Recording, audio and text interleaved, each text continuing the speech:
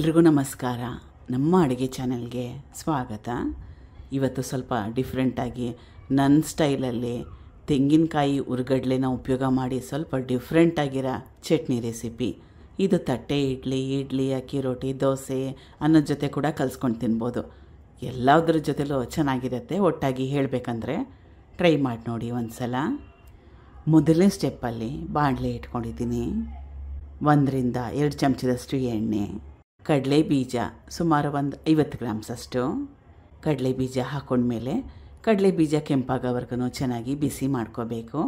High flame ಬೇಡ, low ಫ್ಲೇಮ್ನಲ್ಲಿ ಇಟ್ಕೊಳ್ಳಿ. ಈಗ ಕಡಲೆ ಬೀಜನ ಚೆನ್ನಾಗಿ ಬಿಸಿ ಮಾಡ್ಕೊಂಡಿದ್ದಾಗಿದೆ.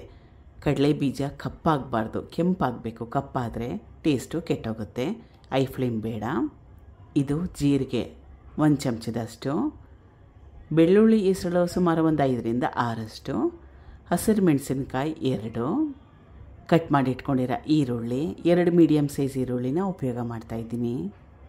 ಸ್ವಲ್ಪ ಹುಣಸೆ ಹಣ್ಣು, ಒಣಮೆಣಸಿನ್ಕಾಯಿ 2 ಕಲಿಸ್ಕೊಂಡು ಈರುಳ್ಳಿ ಮೆತ್ತಗಾಗೋವರೆಗೂ ಬೇಯಿಸ್ಕೋಬೇಕು. ಈಗ ಬೇಕಿದ್ರೆ ಸ್ವಲ್ಪ ಫ್ಲೇಮ್ನ ಜಾಸ್ತಿ ಮಾಡ್ಕೋಬೋದು. ಲೋ ಟು ಮೀಡಿಯಮ್ ಫ್ಲೇಮ್ಗೆ ಮಧ್ಯದಲ್ಲಿ ಇಟ್ಕೋಬೋದು. ಈಗ ಈರುಳ್ಳಿ ಚೆನ್ನಾಗಿ ಕೆಂಪಾಗೋವರೆಗೂ ಬೇಯಿಸ್ಕೊಂಡಿದ್ದಾಗಿದೆ. ಇದು ನಾಟಿ ಟೊಮೆಟೊ, ಸುಮಾರು ಒಂದು 3 ಮೀಡಿಯಮ್ ಸೈಜ್ ನಾಟಿ ಟೊಮೆಟೊನ ಉಪಯೋಗ ಮಾಡ್ತಾಯಿದ್ದೀನಿ. ಟೊಮೆಟೊ ಹಾಕ್ಕೊಂಡ್ಮೇಲೆ ಕಲಿಸ್ಕೊಂಡು ಟೊಮೆಟೊ ಮೆತ್ತಗಾಗೋವರೆಗೂ ಬೇಯಿಸ್ಕೋಬೇಕು. ಟೊಮೆಟೊಲ್ಲಿ ನೀರಿನ ಅಂಶ ಇರುತ್ತೆ, ಅಷ್ಟೇ ಸಾಕಾಗುತ್ತೆ. ಇದ್ರ ಮೇಲೆ ನೀರನ್ನ ಹಾಕ್ಕೊಳಕ್ಕೆ ಹೋಗಬೇಡಿ, ಚಟ್ನಿ ಟೇಸ್ಟು ಕೆಟ್ಟೋಗುತ್ತೆ.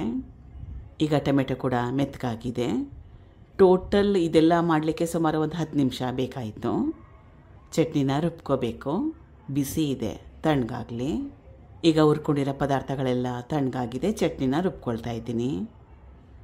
1 ಟೇಬಲ್ ಸ್ಪೂನಷ್ಟು ಬೆಲ್ಲ, ರುಚಿಗೆ ತಕ್ಕಷ್ಟು ಉಪ್ಪು, ಸ್ವಲ್ಪ ನೀರು. ಚಟ್ನಿನ ರುಬ್ಕೊಂಡಿದ್ದಾಗಿದೆ. ಕೊತ್ತಂಬರಿ ಸೊಪ್ಪು ಕೊನೆಯಲ್ಲಿ ಹಾಕಿ ಒಂದು 5 ಸೆಕೆಂಡಷ್ಟು ತಿರುಗಿಕೊಂಡ್ರೆ ಚಟ್ನಿ ಟೇಸ್ಟು ಚೆನ್ನಾಗಿರುತ್ತೆ, ನೋಡೋಕೆ ಕೂಡ ಚೆನ್ನಾಗಿರುತ್ತೆ. ಕೊತ್ತಂಬರಿ ಸೊಪ್ಪಿನ ಫ್ಲೇವರ್ ಕೂಡ ಚೆನ್ನಾಗಿ ಬರುತ್ತೆ. ಚಟ್ನಿ ಆಗಿದೆ. ಇವಾಗ ಇದ್ರ ಕನ್ಸಿಸ್ಟೆನ್ಸಿ ತೆಳುವಾಗಿ ಮಾಡಿಕೊಂಡ್ರೂ ಚೆನ್ನಾಗಿರುತ್ತೆ, ಗಟ್ಟಿಯಾಗಿ ಮಾಡಿಕೊಂಡ್ರೂ ಕೂಡ ಚೆನ್ನಾಗಿರುತ್ತೆ. ನೀರೇನಾದರೂ ಚಟ್ನಿಗೆ ಸ್ವಲ್ಪ ಸೇರಿಸ್ಕೊಂಡ್ರೆ ಉಪ್ಪನ್ನ ಒಮ್ಮೆ ಚೆಕ್ ಮಾಡಿ ಸರ್ವ್ ಮಾಡೋಕ್ಕೆ ಮುಂಚೆ. ಕೊನೆಯಲ್ಲಿ ಸಣ್ಣದೊಂದು ಒಗ್ಗರಣೆಗೆ ಎಣ್ಣೆ, ಸಾಸಿವೆ, ಕರಿಬೇವಿನ ಸೊಪ್ಪು, ಸ್ವಲ್ಪ ಹಿಂಗನ್ನು ಕೂಡ ಉಪಯೋಗ ಮಾಡಿದ್ದೆ.